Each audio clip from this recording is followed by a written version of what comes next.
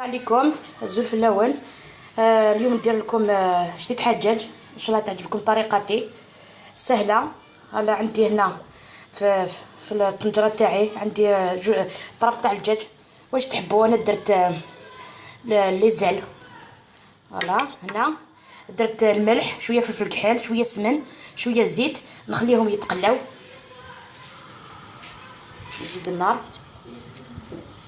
درت شويه نزيد شويه لي زيبيس تاع جديد حجاج، كاينين في السوق، راهم كاينين متوفرين. سبيسيال جديد حجاج، نخليهم يتقلاو شويه برك، ماشي بزاف. فوالا هكذا. نزيد البصل،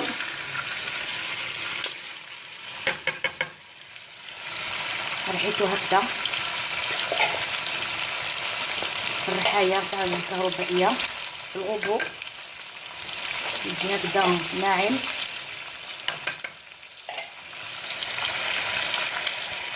هكذا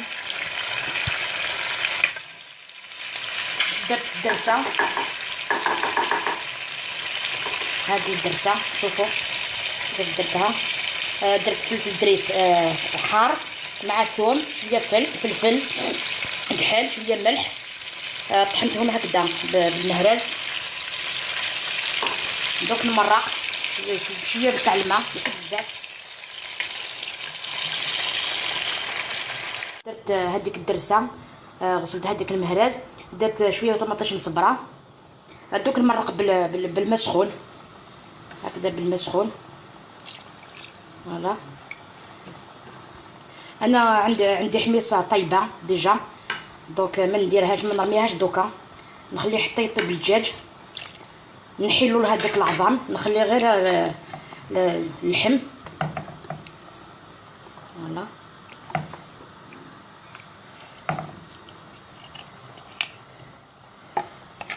ما نديروش الماء بزاف، كاس برك لي يطيب الدجاج. فوالا نغلق عليها، نخليوها تطيب. كي يطيب اللحم نحي هذيك العظمه قلت لكم، غير نخلي غير اللحم تاع الدجاج. من بعد نزيدو حميصه هذيك طيبه سهله، ماشي حاجه واعره.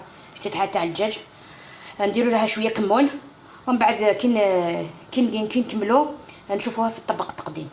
انا البنات شتيت حاجه تاعي طابت، كيفاش جات المرقه عقده هكذا، شوفوها مع حميصه.